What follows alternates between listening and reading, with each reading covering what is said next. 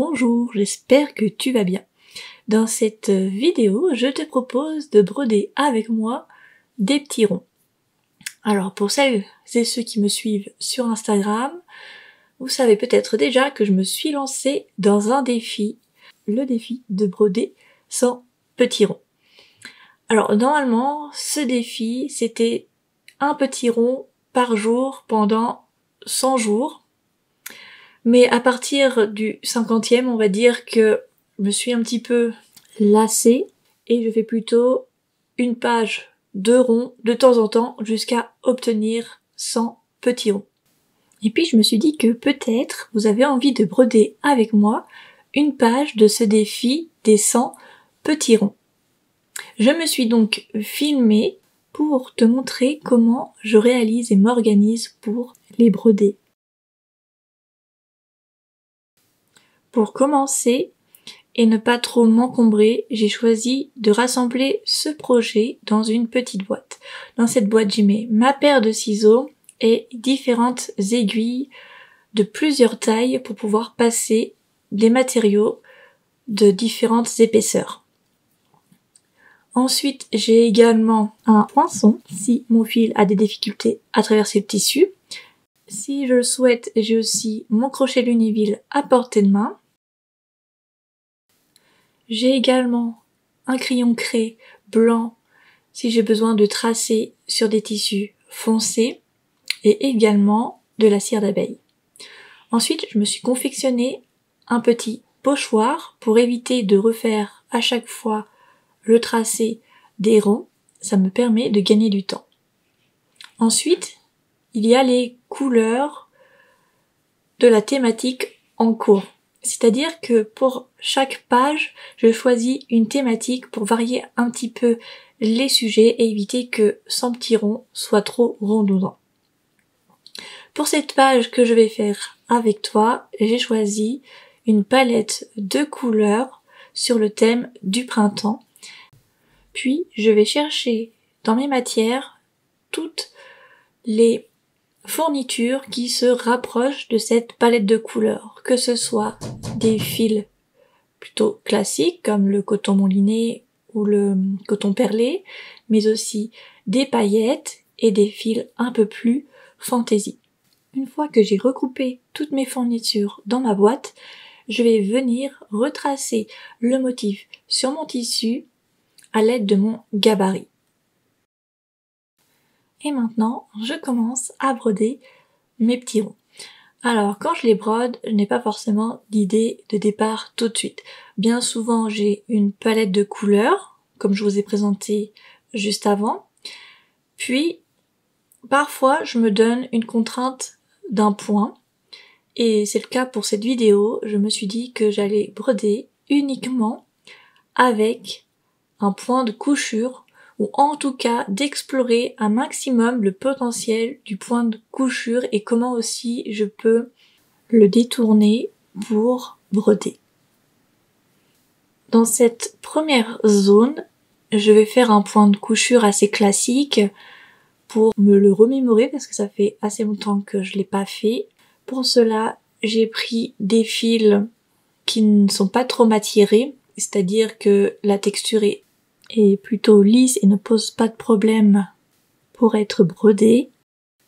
Pour réaliser mon point, je n'ai pas du tout tracé de motif dans ma zone où je souhaite broder. Je me laisse totalement porter par mon envie et par ce que le motif commence à créer de lui-même. Alors, pour réaliser un point de couchure, c'est vraiment très simple. Pour cela, vous avez besoin de 2 fils. Ces 2 fils peuvent être de la même couleur, exactement de la même matière et de la même épaisseur, ou au contraire, ils peuvent être différents, c'est-à-dire avec des couleurs différentes, avec des textures différentes ou avec des grosseurs différentes. Et c'est avec tout ça que j'ai envie de jouer sur cette page pour essayer de voir tout ce que l'on peut faire avec ce point de couchure. Le but étant de s'amuser et de gagner en expérience. Car tous ces petits essais sur le tissu permettront de voir si l'idée fonctionne ou non et par la suite la reproduire dans des broderies plus grandes, plus abouties.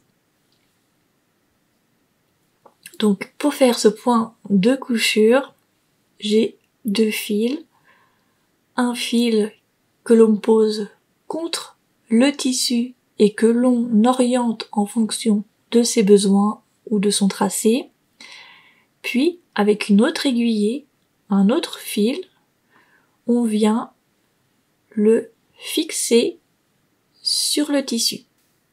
Si tu souhaites avoir plus d'informations sur le point et avoir accès à des schémas, tu trouveras tout ça sur mon blog Patience et petits points. Le lien est dans la description.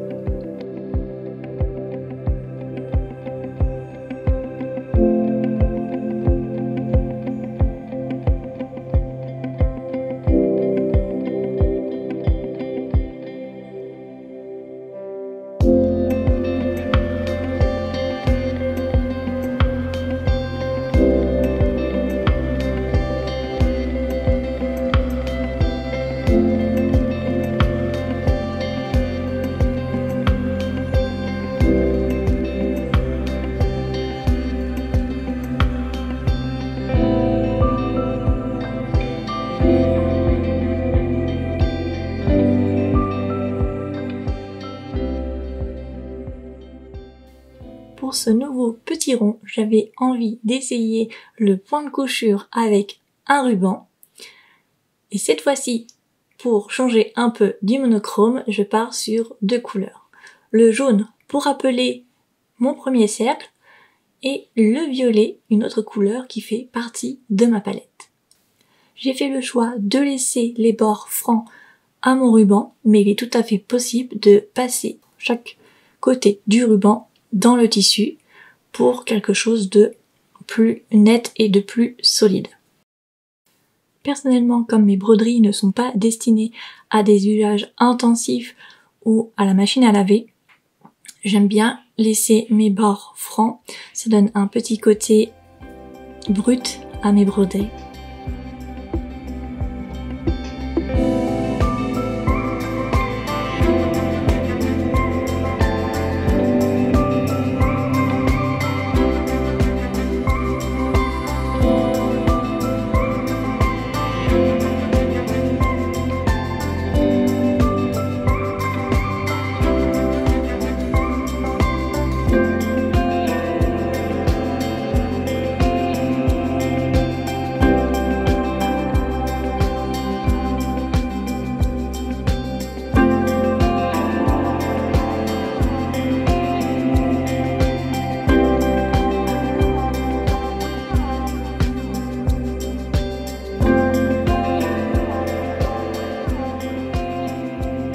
Pour ce troisième petit cercle, j'avais envie de tester l'inverse, c'est-à-dire d'utiliser un fil fin comme le coton parlé et de le fixer avec du ruban.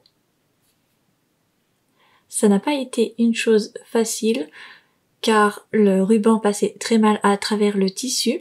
J'ai donc utilisé un poinçon pour préparer le trou afin que le ruban passe plus facilement à travers mon tissu. Et pour apporter un peu plus de peps à ce petit cercle, j'ai rajouté des petites touches de jaune comme un rappel aux autres ronds que j'ai fait précédemment. Je vais continuer de remplir chaque petit rond avec ce même raisonnement, c'est-à-dire en combinant diverses matières pour observer le résultat. Parfois ça fonctionne moins bien, mais ça fait partie du jeu de l'exploration et de la création.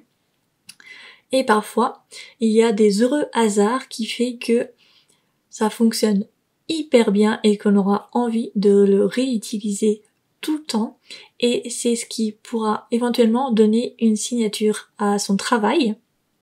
Alors je t'encourage vivement à essayer ce petit exercice, notamment avec le point de couchure qui est un point très facile à utiliser. Et encore une fois, ne t'inquiète pas s'il y a des choses pas très réussies ou qui ne fonctionnent pas bien. Tu vas le voir, ça va arriver prochainement dans mes petits ronds. Il y a des choses que je n'aime pas du tout, notamment là ce que je suis en train de faire, je n'ai pas du tout aimé le résultat. C'est peut-être le petit rond que j'aime le moins dans cette page, quoique il y en a quelques-uns encore que je n'aime pas trop, mais ça fait partie du jeu et je sais que ça, je vais pas le réutiliser dans d'autres broderies. Voilà, je laisse le reste de la vidéo en musique. J'espère qu'elle t'aura plu. Si c'est le cas, n'hésite pas à me le faire savoir en laissant un petit commentaire ou un pouce bleu. Tu peux également t'abonner à la chaîne et dans les liens en description, tu trouveras mon site internet où le point est expliqué en schéma. Il y a également un lien vers mon espace Patreon où tu trouveras encore plus de contenu vidéo. À très bientôt.